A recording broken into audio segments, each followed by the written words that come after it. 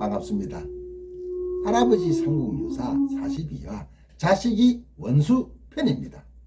한반도 후삼국의 헛수아비가 된 천년신라 백제의 부흥을 외친 견훤과 고려 궁예의 부하였던 왕건, 처음 후백제 견훤과 고려 왕건 두 세력은 팽팽하게 맞섰습니다.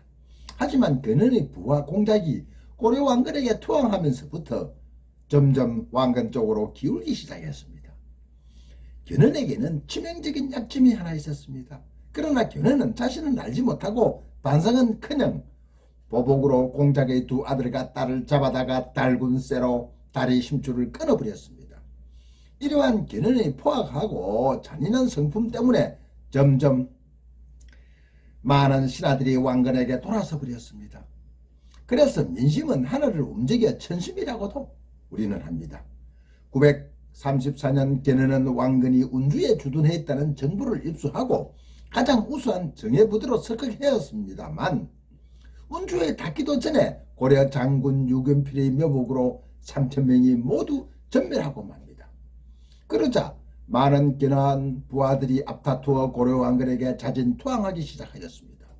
견훤은 오랜 자신들의 신복들이 모두 고려 자진 투항했다는 소식을 듣고 체험한 듯 아들 신금, 양금, 용금을 불러 이렇게 말합니다. 이 아비가 이제 늙었구나.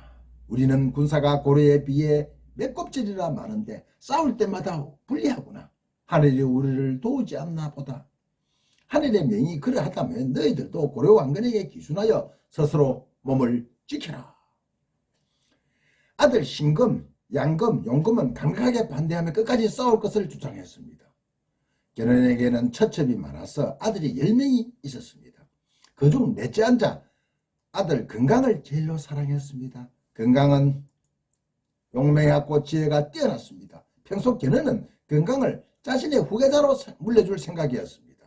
큰아들 신경과 양금, 용금은 아버지 견훤의 속마음을 알고 평소 분해서 어쩔 줄 몰라하고 있었습니다.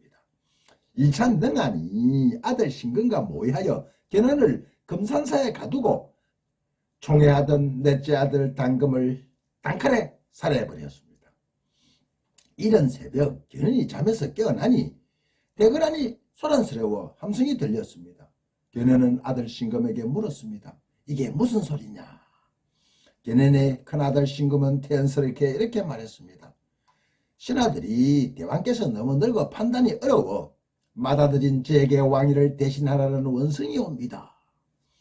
저 소라는 장군과 대신들이 경사를 마다 환호하는 소리이옵니다. 이때 늙은 견훤은 충격으로 한마디도 못했다고 합니다. 신금은 장수 30명에게 부왕 견훤을 금산사에 가두고 지키게 했습니다. 아우 건강을 죽이고 왕위에 오른 신금은 스스로 대왕이라고 칭하고 제수들을 풀어주었습니다. 이때가 935년 3월이었습니다. 이때 후백제에서는 이런 노래 참노가 유행했습니다. 참노는 왕조를 바꾸는 예언으로 백성들이 불렀다는 노래입니다. 가련한 완산 아이는 아비 읽고 눈물을 흘리네. 옛사람들은 하늘의 제사를 지내며 다같이 노래를 불렀습니다. 여럿이 함께 부르는 노래는 기도가 되고 세상을 바꾸는 특별한 힘이 깃들어 있다고 믿었던 것 같습니다. 935년 6월 큰아들 신금에게 배신당한 견훤은 여러 자식들과 첩을 들이고 고려에 속해 있던 나주로 도망치는 신세가 되었습니다. 군사 30여 명이 지키고 있었지만 견훤의 계획된 탈주를 아무도 막지는 못했습니다. 나주에서 견훤은 고려 왕건에게 투항하겠다는 의사를 밝히자 왕건은 버선발로 뛰어나와 정중하게 상보의 예우를 갖추어 늙은 영웅을 맞이해 깍듯이 존중하였습니다. 아버지로 존경하고 받들겠다는 뜻이었습니다. 우리는 여기서 다시 한번 왕건의 융화 정책을 볼 수 있는 대목이었습니다. 견훤의 사이인 장군 영규는 아내와 이렇게 상의했습니다. 대왕께서 40년을 애써 이룩한 나라를 하루아침에 아들의 반란으로 당하게 되었소. 내가 어찌 두 임금을 모실 수 있겠소. 고려왕은 인자하고 겸손하여 백성의 민심을 얻었다고 하니 이는 하늘의 뜻인가 보. 우리가 글을 보내 대왕을 위로하고 고려국왕에게 우리의 마음을 전합시다. 왕건은 후백제에 남은 장군 영규 견훤 사이의 글을 받고 대단히 기뻐하며 이렇게 말했습니다. 장군과 부인은 형과 누이로 성길이다. 왕건은 단번에 견훤의 사이와 딸을 형과 누이로 받아들였습니다. 견훤과 사이 영규의 투항으로 후백제는 고려와의 경쟁에서 명분을 잃고 말았습니다. 사만의 판단은 이제 완전히 왕건에게 기울어져 있었습니다. 자식은 원수라 했나? 그의 여름 왕건은 이렇게 하소연하였습니다. 늙은 신이 폐하께 몸을 맡긴 것은 폐하에 의지하여 역적인 자식의 놈의 목을 베고 천추의 hen을 갚고 싶었습니다. 폐하의 군대로 저 배은망덕한 역적 놈들을 선별해 주신다면 신은 죽어도 이한이 없겠습니다. 부디 신의 청을 거두어 주십시오, 폐하. 왕건은 10만 대군을 일으켜 후백제 견훤을 토벌하기로 했습니다. 이때 후백제는 벌써 오합지졸이었습니다. 후백제 장군 효봉, 덕술, 예술, 맹길 등은 싸우지도 않고 무기를 부리고 자진해 투항해버렸습니다. 왕건은 후백제 장군들을 위로하며 신금을 잡기 위해 총공격을 했습니다. 불리한 전세를 감지한 신금은 두 아우와 부하 능은과 부다를 때리고 왕건에게 항복해왔습니다. 왕건은 다른 사람들은 용서했지만 능한만을 꾸짖었습니다. 능한 이놈, 넌 양근과 짜고 대왕을 가두고 반란을 일으킨 것이 모두 내가 꾸민 짓이다. 내 이 죽일 놈. 왕건은 그 자리에서 단번에 능한의 목을 베고 참수해버렸습니다. 이때 근인이 옆에 있다가 아비를 배신한 큰아들 신금도 처형해야 한다고 소리소리 쳤습니다. 그러나 왕금은 신금이 왕위를 찬탈한 것은 능한의 농간 때문이라고 말하고 항복하여 용서를 빈다는 이유로 처형은 하지 않았습니다. 견훤은 우라가나 합병으로 결국 등창이나 죽고 맙니다. 이때가 936년 9월 8일로 견훤 나이 70이었습니다.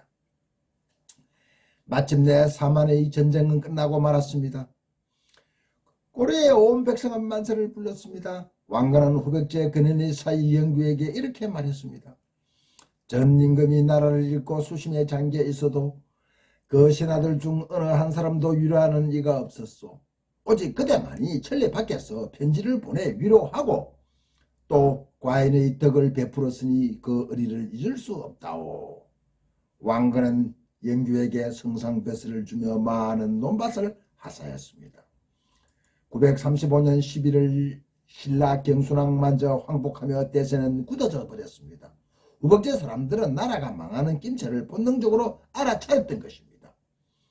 예감은 참노가 되어 길거리에 떠돌았고 민심은 백성이 제일 먼저 아는 것이었습니다. 아비를 잃고 눈물 흘리는 가난한 완산 아이는 누구였을까요? 전주 호족들의 지지를 받았던 근현의 넷째 아들 건강일 수도 있고 아니면 새로 완산궁의 주인이 된 신금일지도 모르는 일입니다.